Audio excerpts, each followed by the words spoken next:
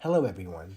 This is the video presentation of our DIS paper, Design Patterns of Investing Apps and Their Effects on Investing Behaviors, co-authored by me, Sayan Chaudhry, and Chinmay Kulkarni, both from Carnegie Mellon University. In this paper, we discuss ways to improve the design of trading apps to improve the investment outcomes for retail investors. And of course, these are very pertinent issues because in recent years, numerous media accounts have chronicled the changing face of investing with the introduction of zero-commission trading apps like Robinhood and Webull that have amassed tens of millions of users.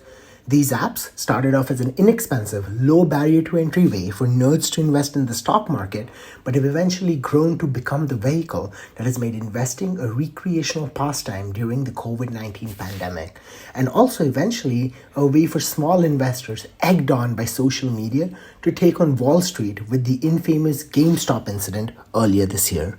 To be more specific, smartphone-based trading apps have shifted the stock market from being territory exclusive to wealthy investors like Warren Buffet's and Bridgewater's of the world and opened it up to less privileged individuals.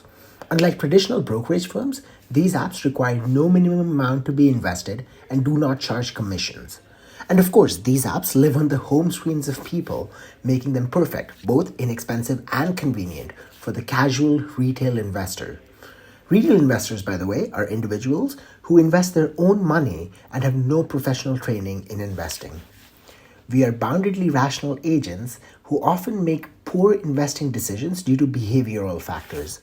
As a result, retail investors underperform compared to hedge funds and university endowments and are also often unable to beat the market. Despite their popularity, trading apps seem to be designed for perfectly rational agents who make optimal trading decisions every single time, rather than boundedly rational agents as are retail investors. And despite the large impact that design patterns can have on investing behaviors, research on this topic is unfortunately lacking. With this paper, we begin to fill in the gap. Now, there has been some work that has studied the impact of design choices on budgeting behaviors. However, there are three critical differences between saving and investing. Firstly, saving behaviors are culturally ingrained in us.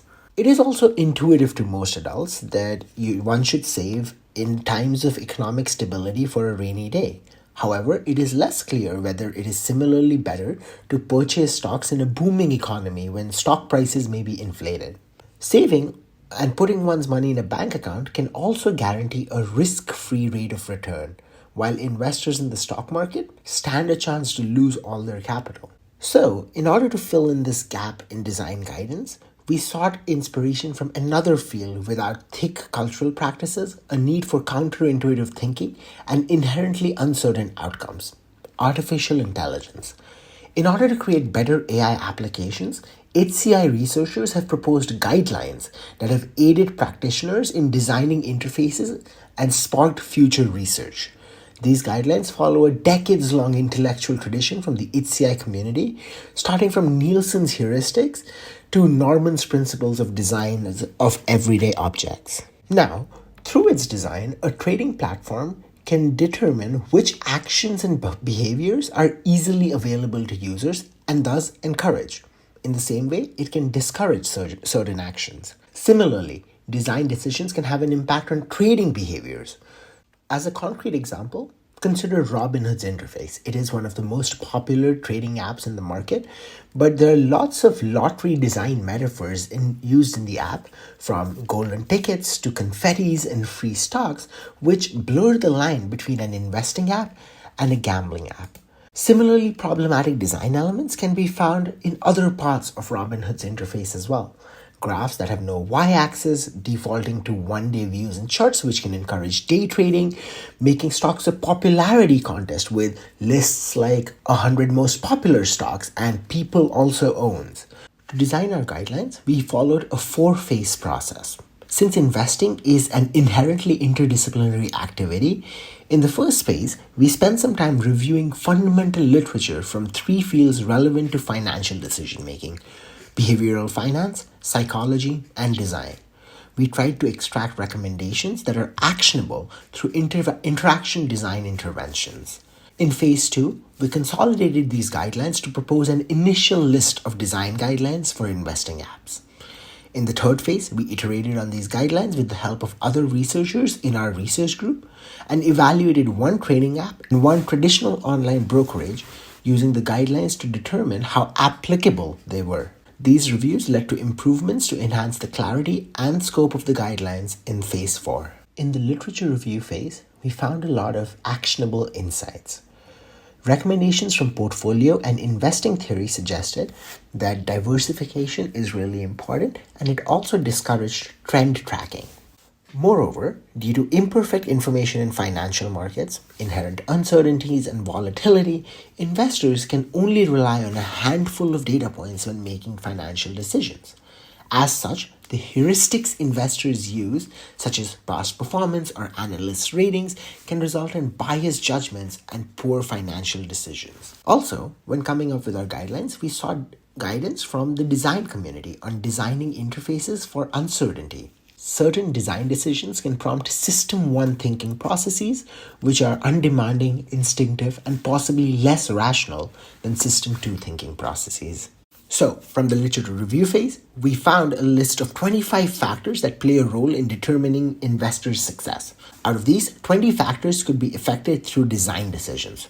These factors were then clustered using affinity diagramming and went under multiple rounds of iteration. In the third phase, we evaluated our set of guidelines with the help of 5 other researchers and designers to identify their applications, violations, and blind spots. All of them were members of our research group and frequent collaborators. Protocols for the study were approved by the Carnegie Mellon University Institutional Review Board. The study was modeled as a modified heuristic evaluation. We decided to study the design patterns in 2 different trading apps, Robinhood, one of the most popular zero-commission trading apps, and E-Trade, one of the big 4 brokerages in the United States. Between them, these platforms handle more than 5 million daily average revenue trades.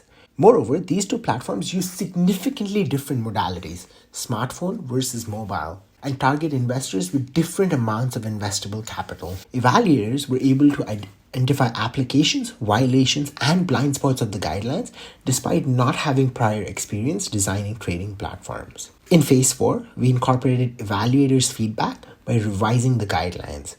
Some guidelines were rephrased, and they were also reordered. We also ensured that our guidelines obeyed the phrasing conventions used by other researchers. So here are the guidelines we came up with. Focus on the potential instead of the past. Expose risks. Encourage diversification. Encourage deliberate trading. Encourage long-term trading. Discourage active trading. Discourage overreactions to market news. And minimize round-trip costs. Let's look deeper into a couple of them. Exposing risks. Help investors understand exactly what they stand to lose or gain with the investments they make. For instance, on Robinhood, the app highlights the systematic risks of investing in the stock market, but not the specific risks of individual securities. On E-Trade, however, there is a detailed calculator to find out the probability of a stock reaching a certain price by a certain day. B1. Encourage diversification and help investors put their money in a variety of financial instruments and industries. On Robinhood, each position mentions its position diversity. Overall asset composition, however, is buried in account settings. E-Trade shows the asset composition of a portfolio and also compares it to sample portfolios. However, security selection metrics are missing on this platform. Now let's discuss design implications of these guidelines. These guidelines may not only be useful for evaluating existing trading apps, but also new ones. For instance, consider emergent players, public and options AI. The former makes stock trading a social activity, while the latter provides data-driven insights to traders. Both these platforms apply and violate our guidelines in different ways. The guidelines may also apply equally well to investments outside traditional asset classes and to cryptocurrencies, crowdfunding, and investments in art. While some of our factors and studies might have been non-exhaustive, those might be productive areas of future work. Overall, this work suggests that investing is an activity worthy of attention from designers and the design community, and doing so is necessary to transform investing from an activity fraught with risks and reserved to those with privilege into one that is truly democratic.